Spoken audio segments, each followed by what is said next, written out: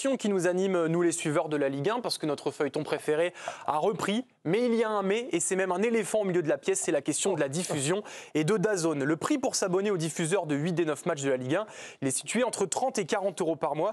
Et à ce prix-là, les téléspectateurs disent non. Ça avait commencé avec le hashtag boycott DAZN qui était devenu une tendance sur certains réseaux sociaux.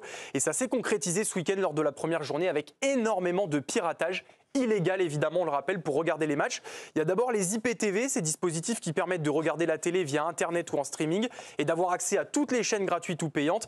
Xavier Spender, qui est le secrétaire général de l'association pour la protection des programmes sportifs, estime dans l'équipe qu'il y a 2 à 2,5 millions de Français qui utilisent ce biais. Il y a ensuite Telegram, vendredi soir lors du match l'UF-PSG, au moins 200 000 personnes visionnaient illégalement le match au coup d'envoi grâce à cette messagerie cryptée. Et encore un autre moyen, c'est de regarder les matchs chez des diffuseurs étrangers et d'utiliser ensuite un VPN pour localiser sa connexion dans un autre pays, sans compter évidemment tous les moyens auxquels on n'a pas pensé, mais auxquels des petits malins ont pensé. Donc tout ça évidemment constitue une préoccupation majeure selon Shai Segev, qui est le PDG de DAZN, qui était interviewé dans l'équipe. Il estime qu'il a besoin d'1,5 million d'abonnés. Face à cela, la justice tente de s'organiser. Le tribunal judiciaire de Paris a récemment ordonné le blocage de l'accès à des sites de streaming et à l'IPTV aux fournisseurs d'accès à Internet. Les fournisseurs d'accès à Internet, c'est SFR, Bouygues, Orange, Free, etc. A l'inverse, Telegram, par exemple, est très peu coopératif pour essayer d'éviter ces diffusions illégales. Et donc tout ça, évidemment, met en danger la Ligue 1. Les clubs souffrent déjà de la baisse des droits TV et l'avenir demeure très incertain, surtout si le problème n'est pas résolu et surtout si peu de monde s'abonne à DAZN. Et à noter que le diffuseur britannique dispose d'une clause de sortie au bout de 2 ans, donc à la fin de la saison 2025-2026. On rappelle et on le précise et on le précisera à chaque fois qu'on parlera de ces sujets-là, c'est illégal. Exactement. Même si les tarifs de DAZN sont discutables, c'est formellement interdit. Alors, faut-il s'inquiéter pour notre championnat de France après l'exposé de Romain Arend? Habillage qui fait peur. C'est dans de la mer. Swan? Ah oui, un petit peu quand même. Un petit peu quand même. Greg? Non. Vous n'êtes pas inquiet, Greg? Bon, non. Ça va être intéressant. Timothée? Oui. Dom? Je suis très inquiet. Très inquiet. Président? Pas du tout. Pas du tout. Non. Je vais commencer par Greg. Vous n'êtes pas inquiet? Non, je peux pas m'empêcher de penser que DAZN a paramétré ce qui se passe. C'est-à-dire qu'ils ont paramétré, il y a un prix, il y avait déjà une fronde qui montait, mais il y a quelque chose qu'ils ne peuvent pas être surpris par ce qui se passe. Donc j'ai beaucoup de mal si vous voulez, à m'étonner de la situation et de la manière dont ça tourne. Donc très franchement, Non, mais vous partez du principe que ça a été paramétré. Oui. Mais c'est du jamais vu, ces chiffres sur le piratage. C'est-à-dire que même à l'époque de Mediapro, Téléfoot, les abonnements étaient chers, mais on n'était pas dans les proportions qui étaient telles. Non, tout à fait. Mais c'est-à-dire que vous demandez à quelqu'un de payer 40 € pour juste ça.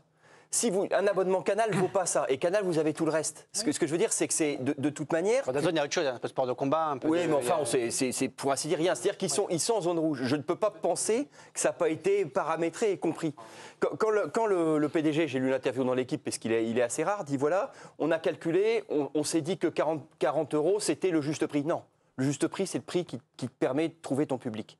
Donc je trouve que tout ça est un peu un théâtre de faux-semblants qui m'interroge. En tout cas, eux n'ont pas pu mener une politique industrielle en se disant ça passe. Voilà. D'accord. Je vais le dire de manière aussi. Ils sont au courant. Dominique, vous êtes extrêmement inquiet. Oui, parce que je pense qu'il y a un désintérêt du public pour le football de manière générale, devant sa télé, pas forcément dans les stades, puisque chaque club a des records d'abonnés. Mais il y a une tendance depuis plusieurs années, les fils de Agnelli, le patron de la Juve, qui disait « Moi, je préfère regarder des séries sur une plateforme bien connue qui finit en X ». Plutôt que de regarder des matchs de football. Il faudrait que les matchs de football durent 30 minutes. Et un des intérêts, et je pense que aujourd'hui, vous êtes sur un diffuseur qui a encore changé. Il y en avait eu un autre de la Ligue 1 qui s'appelait Prime Video il y a pas très longtemps. Vous êtes sur un nouveau diffuseur. Je pense que les gens en ont marre. On est marre de le changer chaque année, tous les 2 ans, tous les 3 ans de plateforme. Chaque année, le prix varie aussi pour vous aviez plus sur Prime Video de choses pour moins cher que ce que vous avez sur DAZN. En plus, c'était Amazon Prime, il y avait une offre voilà, où et ça en plus, pouvait servir aux ménages aussi, français. Voilà, là, malheureusement, sur DAZN, il n'y a pour l'instant pas grand-chose, même s'il y a des sports de combat, mais ce n'est pas non plus une passion française. Ils n'ont donné pas beaucoup d'argent à la Ligue 1, objectivement, par rapport à ce que la Ligue 1 pouvait espérer. Donc, ils pourraient se retirer s'ils voient que le produit ne marche pas. Mais ils pourraient se retirer. Déjà qu'ils ne donnent pas beaucoup, on se retrouverait à chaque fois, tous les 2 ans, avec des problèmes de diffuseurs. La Ligue 1, elle est sous tension, à part Marseille, Monaco, Paris Saint-Germain et Rennes avec M. Pinault. Il y a 14 clubs qui sont au bord de la faillite, je vous l'annonce. Ça va être très très chaud cette saison. Pas sûr que des clubs finissent la saison. Donc tout ça, ça rajoute, je trouve, de la confusion entre le désintérêt du public, entre est-ce que je reste, est-ce que je pars, est-ce que je suis accepté dans le football français. Canal+, ils arrivent en 84, ils sont acceptés par le football français. Diffusion géniale, commentateurs géniaux, tout le monde était formidable. Ils sont devenus dans la famille. Prime, bon, ils ont réussi un petit peu à se faire une place. DAZN, là pour l'instant, le mariage prend pas. Non, mais c'est le début. Il faut laisser une chance aussi. C'est pas la faute des gens qui travaillent à Non, DAZN, bien sûr, évidemment. non, mais c'est important. C'est pour l'instant, le mariage, il prend pas comme ça. Après, allez-y. Bein avait pris un peu de temps aussi. Moi, ce qui m'ennuie dans ce que dit Dominique, et je le rejoins, c'est qu'on avait mis en place quelque chose qui devait servir le consommateur. Il y avait un truc qui devait servir le consommateur, c'était une durée de 5 ans. Oui. Pour les droits, c'est-à-dire que l'abonné allait s'abonner pour 5 ans, elle est tranquille pour 5 ans, il reste à Ligue 1, et un seul diffuseur. Au final, on n'a pas un seul diffuseur et on apprend que dans 2 ans, ils peuvent éventuellement se désengager. Donc c'est on rappelle inquiétant. juste qu'il y a une affiche qui est sur Beansport, pour ceux qui ne sont pas au courant. Voilà. Bon, qui est aussi en différé sur DAZN, donc qui est disponible après sur DAZN pour ceux qui veulent tout voir. Mais moi, ce qui m'ennuie, c'est qu'en fait, quand on crée des règles, c'est pas pour embêter les gens. C'est pour créer un cadre de société et un cadre à une économie pour qu'elle fonctionne. Donc, le piratage, c'est interdit. On le dit. On le rappelle avec un jugement du 2 août.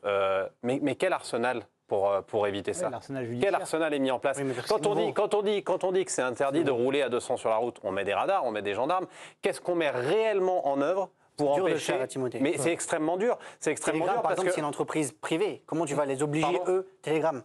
C'est une entreprise privée. Comment tu vas les obliger? Ils traînent des pieds à chaque fois qu'on leur demande de fermer des canaux, etc. Pour eux, ça les arrange. Donc c'est ce que je te dis.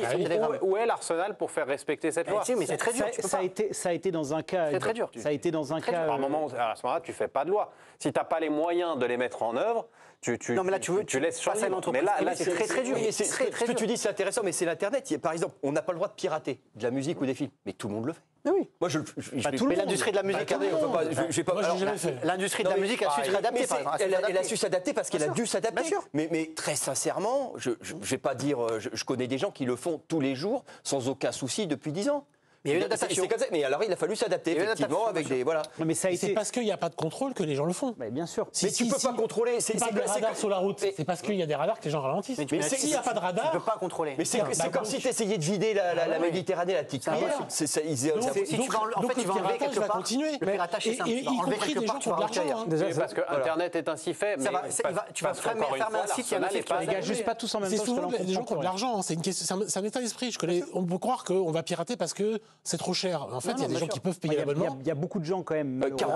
Après, je connais beaucoup de gens qui piratent, qui ont des salaires incroyables. Juste par rapport à cette problématique-là, ça a été un débat qui a été très long aussi. C'était comme les messages d'insultes sur les réseaux sociaux via Instagram, Twitter, Facebook, etc. Puisque l'entité privée ne voulait pas révéler l'identité des personnes qui étaient. Il y a des entreprises qui ont été créées maintenant pour exactement. Ça. Donc ça prend peut-être un peu de temps. Swan, allez-y. Non, c'est juste, je me demandais, le débat, il prend aussi une drôle de tournure. C'est-à-dire que je suis d'accord, on peut parler du piratage, les artistes ont subi le piratage, il y a plein de gens qui les acteurs et les chanteurs en ont énormément moi-même travaillant pour DAZN en Belgique, si tout le monde pirate, j'ai plus de travail. Voilà, point barre. Pas du tout ça. Il n'y a pas de problème. Mais est-ce que le problème, c'est pas que l'abonnement il soit à 40 balles aussi? C'est-à-dire que c'est quand même le serpent qui se prend à la queue, on est d'accord, mais tu parlais, Dominique, a raison du fait qu'il y a des gens qui piratent pour pirater, parce que ça les fait kiffer, de ne pas être dans les règles, de ce que tu veux. Encore une fois, je connais des gens qui il y a quand même salaire qui piratent. Nous, on est dans la profession, on a besoin de regarder du foot pour travailler, sinon on regarde pas les matchs, on a l'air con et voilà. Peut-être parfois il y a des chroniqueurs ou chroniqueuses qui viennent se regarder les matchs. Mais ce que moi, ce qui m'inquiète plus, c'est plus mon père qui va pas payer DAZN parce qu'il a pas 40 balles à mettre dans DAZN et qui aime le foot et qui n'est pas regarder les matchs. Ça me fait plus chier. Ça, tu veux faire quoi? Ils font ce qu'ils veulent. Bah oui, mais alors, Swan soulève un point qui est. C'est que juste il y a des gens qui vont regarder la Ligue 1 parce qu'ils vont se dire je regarderai autre chose, je regarderai tant mieux l'équipe du soir. Sans DAZN, pour l'instant, on aurait été un peu dans la merde. Mais c'est pas contre DAZN en soi, c'est juste le fait qu'il y a des gens qui vont tourner le dos au foot français. Si t'es français, t'aimes le foot, t'as peut-être plus de garanties en achetant la Liga, donc Bein Sport, parce que tu verras Mbappé, Vinicius, Lamine Yamal, Lewandowski. Donc déjà, je ne sais pas combien coûte Beansport, mais tu peux te dire, si tu aimes le foot, je vais... Je dis pas de bêtises, c'est 15, non? Je vais en choisir un. Je vais sur la Serie A parce que j'ai dans le bouquet Canal. Je vais choisir l'Allemagne, je vais choisir l'Espagne. C'est pour ça que je suis inquiet pour la Ligue 1, parce que si t'aimes le foot un peu, mais que t'es pas dans la profession, que t'es pas fan à fond d'une équipe de Ligue 1, tu dis je prends Canal, j'ai la Ligue des Champions, la Ligue Europa, etc. J'aimerais juste qu'on reprenne la chaîne des responsabilités, parce qu'on parle beaucoup, et je crois que c'est vous, Dominique, qui avez fait l'historique de la diffusion. On parle pas de la... Par rapport à ça, les présidents de clubs, ils ont eu quand même un rôle capital, parce qu'à l'époque où Canal+ est sorti, ils se sont félicités de Mediapro, et maintenant, depuis cette période-là, ils courent après l'argent. Est-ce que c'est pas le foot français aussi qui paye aujourd'hui le fait d'avoir vécu au-dessus de ses moyens? Oui, moi c'est pour ça que je suis pas du tout inquiet, parce que je suis presque même content de ce qui se passe, parce que je trouve que le foot français particulièrement ne marche sur la tête depuis de nombreuses années. Ils se coupent de leurs premiers fans. Je parle par exemple du Paris Saint-Germain qui va chercher des fans à l'autre bout du monde, mais tout le monde veut essayer de copier ce que fait le Paris Saint-Germain en cherchant plus de fans qu'il n'en a déjà dans. On rappelle du match à 13h pour le continent asiatique. On marche sur la tête, c'est-à-dire qu'on a piétiné les gens qui aimaient le foot depuis plusieurs années. Et maintenant, on se rend compte en se disant ah mais les gens ne veulent pas payer parce que c'est trop cher. Mais essayons. Moi j'ai dit ça y est, le prix il est à 40 €. DAZN, ils ont payé ce qu'ils ont payé. Maintenant, qu'est-ce qu'on fait? Est-ce qu'on essaie de réinventer des histoires dans le football français? Est-ce qu'on essaie de dire, OK, c'est 40 €, qu'est-ce qu'on fait pour que les gens aient envie de regarder notre championnat? Félicie le disait tout à l'heure. Ayons des entraîneurs qui jouent au foot. Donnons envie de regarder notre championnat. Tu vois, un mec comme Gérard Lopez, il a tué Bordeaux en 3 heures. D'accord. En 3 heures, parce que par son incompétence qu'il avait déjà exercée à Lille et dans la Formule 1, il a plombé Bordeaux qui a chuté de 2 divisions. Et donc, parce qu'il y a problème financier plus incompétence. T'es pas à l'abri que, là, moi je te dis qu'il va y avoir un problème financier avec les droits qui baissent. Bien sûr. T'es pas à l'abri qu'il y ait des incompétences. CVC à rembourser. Pourquoi? Parce que aujourd'hui, un joueur moyen en Ligue 1 mais gagne des sommes d'argent incroyables. Incompétence des présidents. Incompétence des présidents. Je disais, ça marche sur la tête depuis des années. Sauf qu'à la fin, si c'est la chute des dominos, si tu perds 4 Bordeaux en Ligue 1, on fait comment là? On aura des années compliquées, on aura peut-être 10 ans compliqués dans le football français. Mais à la fin de ces 10 ans, on repartira avec un football qui sera plus sain. J'ai discuté avec des financiers qui donnent de l'argent pour le football français et qui voient la situation des clubs, l'endettement, les problèmes. C'est de leur faute. Et qui me disent que par exemple la situation de Lyon est très très très tendue. On vend des joueurs, Dominique, depuis des années, notamment à la Première Ligue, on en a vendu en Arabie Saoudite dernièrement, au championnat d'Allemagne pour des sommes astronomiques. On abreuve les championnats européens et les championnats mondiaux même avec nos joueurs français. Et aujourd'hui, qu'est-ce qu'on a fait de cet argent? Rien. Est-ce qu'il y a des clubs qui se sont dit, peut-être qu'un jour, on va avoir des difficultés, mettons un petit peu de côté.